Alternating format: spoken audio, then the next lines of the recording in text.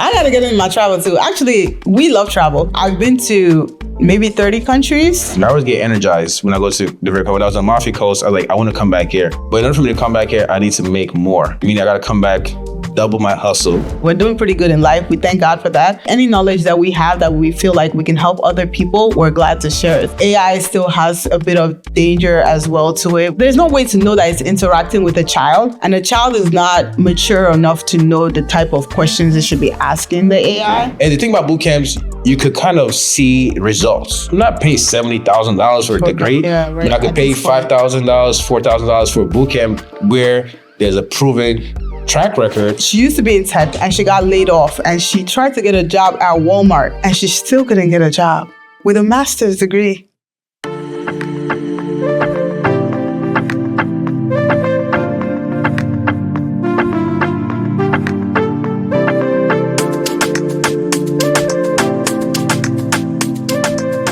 So we are back for another episode of Code and Capital.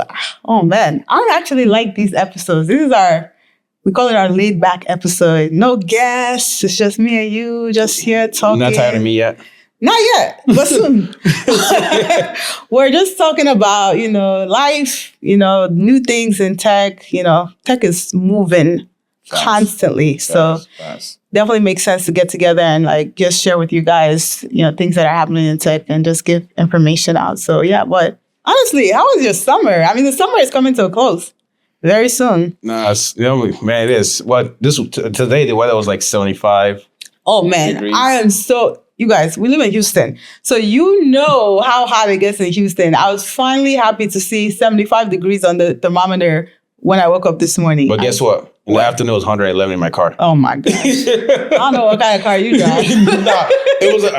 Trust me, I have black seats in my car. And every time I sit in the car, I'm burning. I can't wait till the AC kicks in. It takes about 2 minutes for the AC to kick in. But yes, this is actually a good time in Houston because it's like the time where the temperature starts to go down. Your electricity bill, which is a big thing here. I mean, you could pay hundreds of dollars for electricity here. And I don't understand because this is an oil and gas state. So supposedly your electricity bills are supposed to be cheaper, but I'm looking at my bill, it's like $400. Yeah, same here. And I have 2 properties. Just imagine. Yeah, that is the most frustrating part. I can't wait for winter. Me that I hate winter. First of all, I am an East Coast girl and I left winter because of how cold it was. Yes. But for Houston, I can't wait for the winter. I mean, because it doesn't really get that cold. Yeah. So it gets like AC. 50, 55, unless that one time that it snowed and it was terrible. Yeah. But outside of that, it's like in the 50s. So it's pretty nice. But yeah, my summer was cool, uneventful. Don't lie. But while in summer, let's get into your summer because we barely saw you. In fact, I'm surprised you're here today. They start. Every time I call this guy, he's in a different continent. And I'm just like, how did you make it from here to Spain since I spoke to you 10 hours ago? No, my summer was interesting. No, you're going to tell people all the countries you went to. Okay. Because I'm just talking about in the last 6 weeks. 6 weeks? In the last 6 weeks, Wale has been to 8 countries. I wish. Honestly, I don't even know how I didn't even think that was possible. Why don't you share your countries? You just got to fly and go. Look, let's count. Where? The first one, where did you go? Mexico. Oh, wow. I didn't even know about the Mexico shit. Yeah, my summer started in Mexico. Okay, so I'm getting updated now. Okay, so we went to Mexico. Okay. Went to Cancun. Catch a little vibe. Okay, nice. From Mexico, I went to Nigeria. Yes, that's the one I knew about. So the Mexico is a bonus that I didn't know about. Okay. I went to Portugal. I did Lisbon. Yep. And I did Portimao. Mm-hmm. And again, I went to Italy. Okay. I did Pompeii, Italy. Mm-hmm. I did Amalfi Coast. And I did Napoli. Mm-hmm. And so not that many places. And he's also leaving in 4 days to another country. Why am I leaving though? Who knows? But he's leaving. He's going to Europe again in 4 days. Why you put me on blast, man? That's a lot. Put me on That's a lot of blast. travel. That's We a lot. thank God. We thank it's God is good. That's how they say. God is good. God is I'm blessed. I'm blessed. Good. Actually, me, I might be going somewhere myself. Hey, I'm so happy. God, I've been waiting. Yes, please go. Please go. Yes. Please. We're go. going to see me go to probably Mexico next month. Please, yeah. And then maybe Panama. Uh-oh. After that. I don't know. You can't be the only one enjoying in this life. No, I'm going to be here slaving. I got to get in my travel too. Actually, we love travel. I'm a huge travel nerd. I've been to maybe 30 countries. Mm-hmm. I think the last... Oh, no, I was in Nigeria earlier this year. But before that... Yeah. But before that, I was in Japan and South Korea. This year or last year? I think it was last year. Japan and South Korea. That's one place I honestly feel like I need to go back. Is really? South Korea. I just love South Korea. Their vibe is just different. They got just like everything is just aesthetically, there. I just love the whole culture. Yeah. And me, I love Korean food anyway. So how's the food? Oh, the food is amazing. Their fried chicken, bar none. Okay. Like honestly, I don't know anybody that does fried chicken better than South Koreans. Well, one day I'll have the privilege, to go to South Korea. But one thing I love about traveling is the learning other people's cultures, right? Yeah. So, and I always get energized when I go to the River. When I was on Amalfi Coast, I was like, I want to come back here.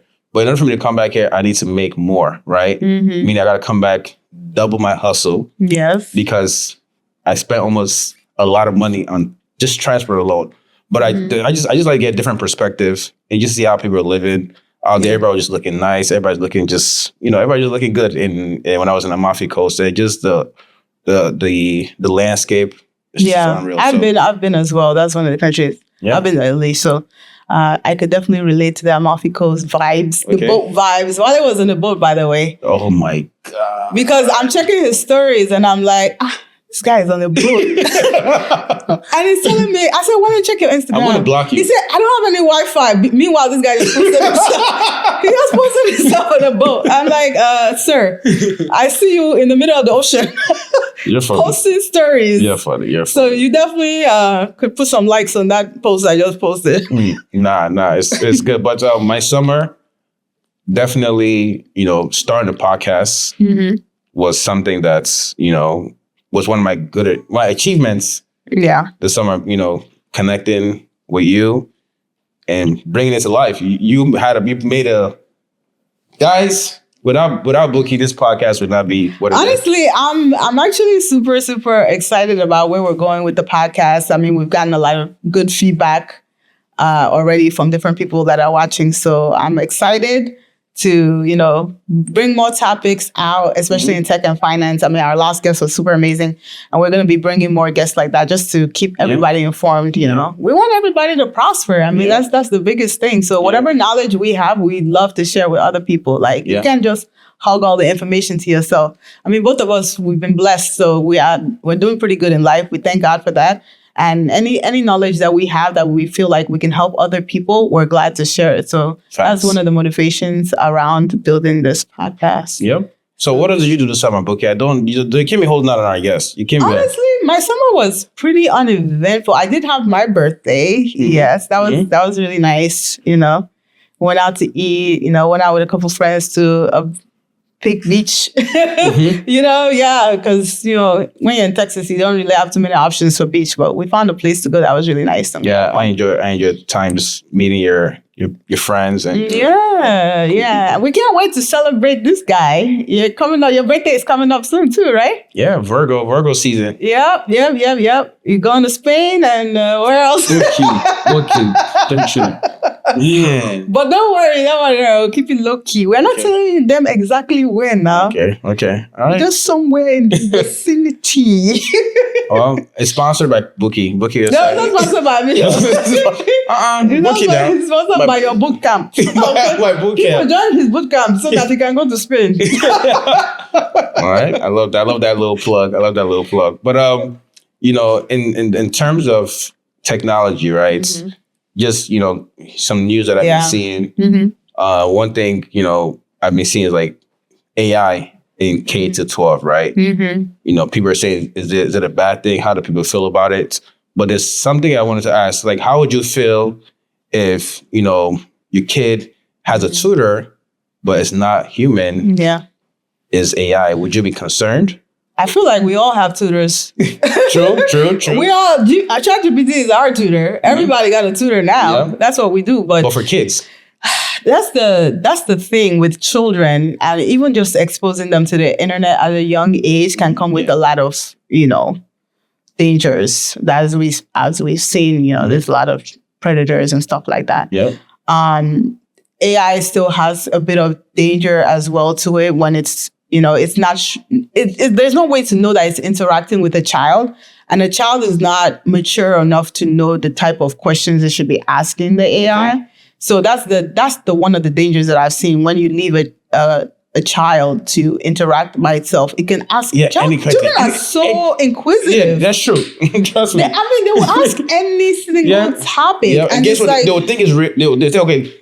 They'll think it's reality, right? They'll say, okay, this is what ChatGPT is saying. Let me go do it, right? And it's dangerous. That's dangerous. It could be really dangerous. I mean, I've heard some horror stories about, ChatGPT advising them to do some crazy things. Yeah.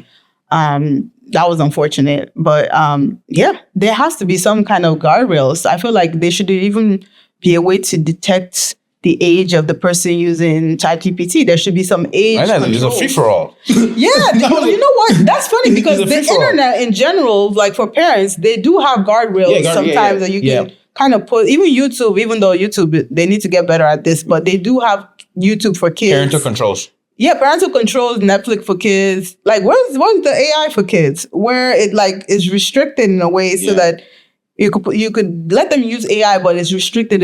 Okay, you don't want, let's say a child is curious and they talk to them about sex and he's like talking to them. Right now, there's no way to stop that. Yeah. Again, I haven't seen anything like out there. We're controlling AI for kids. So this is safe for kids to use, right? Maybe it's out there, but we're just not hearing about it. There's no AI safety for kids right now, which is something. So it's going to be up to parents and teachers. But how do you even control that? Because AI is, number one, ChatGPT is free. There's a free version. Yeah, it is. There's a free version. I have the free version. I can't afford it. That's what I'm saying. All they need to literally do is download either the app or go online. But is it age limit for ChatGPT right now? No. You sure? I don't think. How would they know? It's probably 4 years, 4+.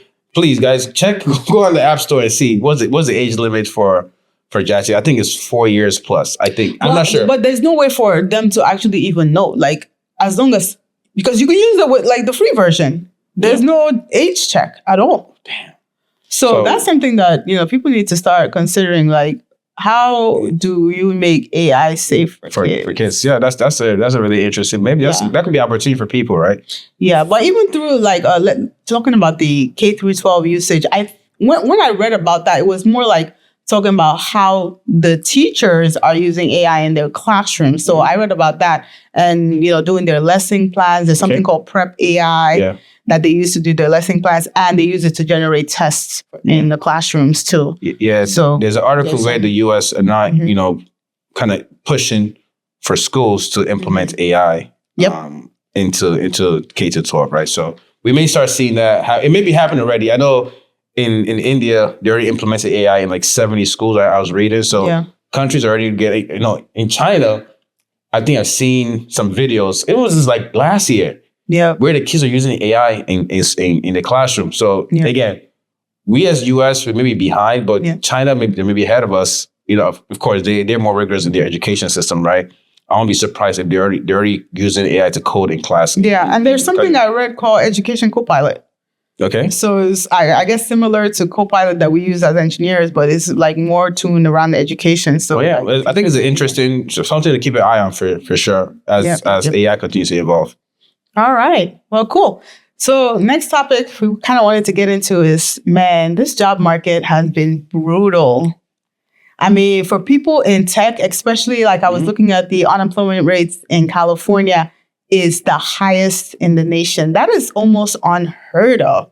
They're over 5%. I think it's the last time I checked it, I think it was 5.5 unemployment rate. And the national average is 4.3, I believe. Unemployment rate. Yes. Can you imagine California that is the mecca of tech where everyone was boasting about, having a tech job, having a 6-figure salary. And now it's like over 1 million people are unemployed. And most of that came from tech layoffs. I would think like it's even more, but I mean, but that's a high number because, just from, and I don't want to say it's AI, but people are pushing AI, but it's this way you could combat being on that unemployment is by upscaling, right? Yeah. Upscaling. But I do agree that, even my company, I think every month they've been doing layoffs. Layoffs, yeah. Every month.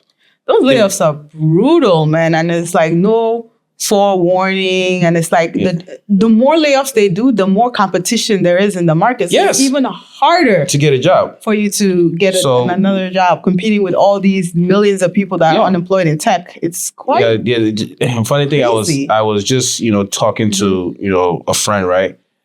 About like, okay, what should he do now since he's been laid off, right? It's like he's looking for something to do. I said, start looking at different areas in AI that you upskill, right? Either prompt engineering, security in AI, right? But those are some of the fields that I think in the future to kind of help you as you get into a different field.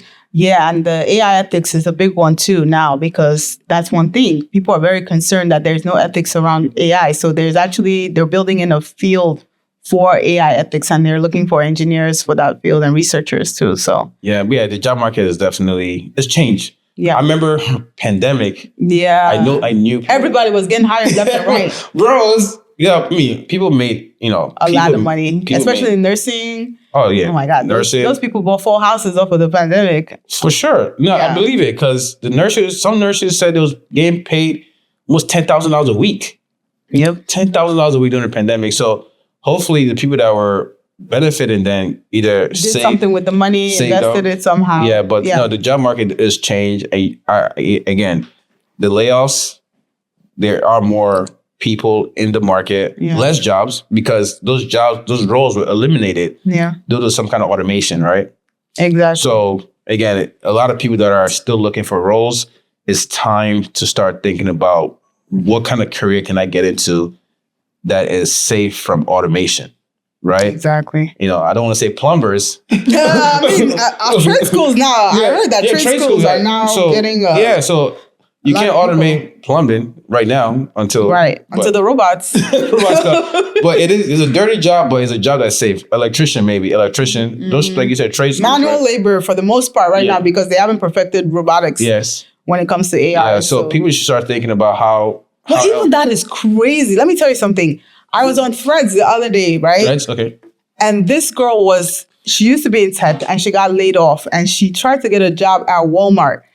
And she had dumbed down her resume to take all her experience off and she still couldn't get a job with a master's degree. That's sad.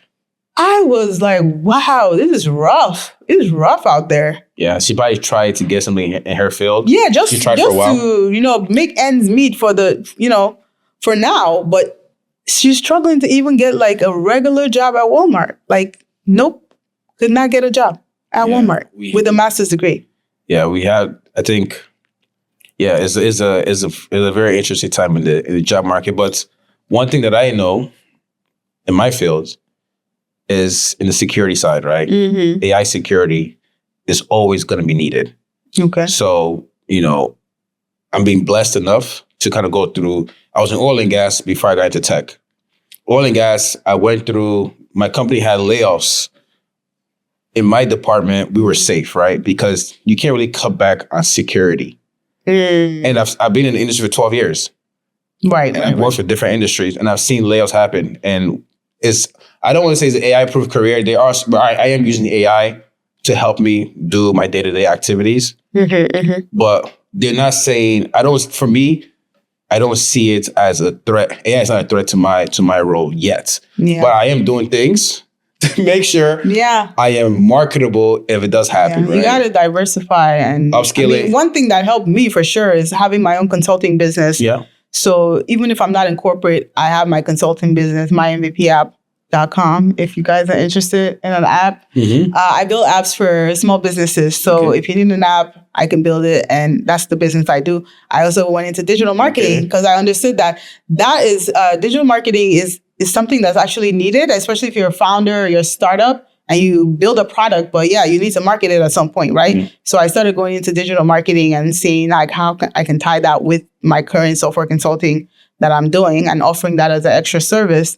And honestly, I haven't seen AI come in to disrupt digital marketing yet. There's still like a lot of things that you need to know. But I think you could automate digital marketing. But there's still some specifics for you to actually set up a campaign and things like that, where the AI is not really able to do that quite yet. I mean, there's some tools coming out. Of course, we have to keep ahead of the curve, but there's that field. I think it's still okay to go into. So digital marketing. So how does somebody get into digital marketing? I know how does somebody get into digital marketing? I mean, basically, you just have to, learn Meta ads, learn Google ads. I mean, there's courses that you can take. You know, I've taken the Google ads courses. I've taken Meta courses. So far, so good. I'm trying to get certified. So I want to get there's certification. There's like 11 certifications for Google alone. Really? Yeah. For the training is digital crazy. marketing. Yeah, the training is kind of crazy. It's like 40 hours or more.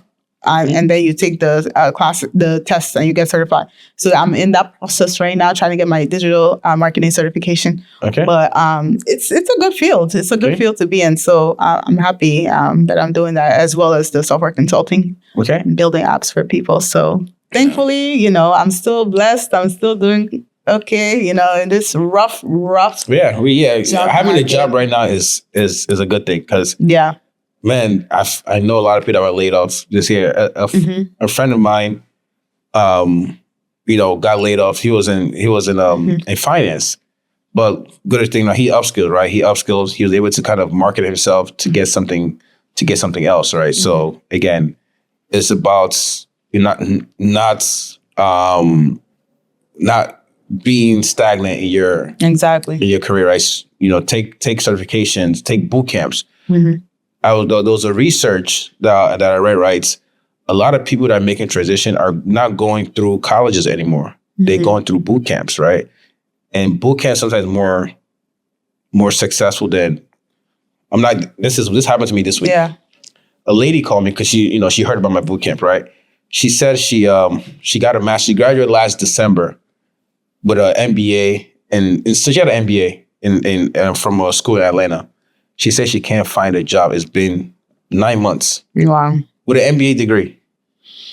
That's crazy, man. I feel like at this point, it's like you have to weigh the value of getting the degree over maybe just taking a quick boot camp and getting a job. Yeah.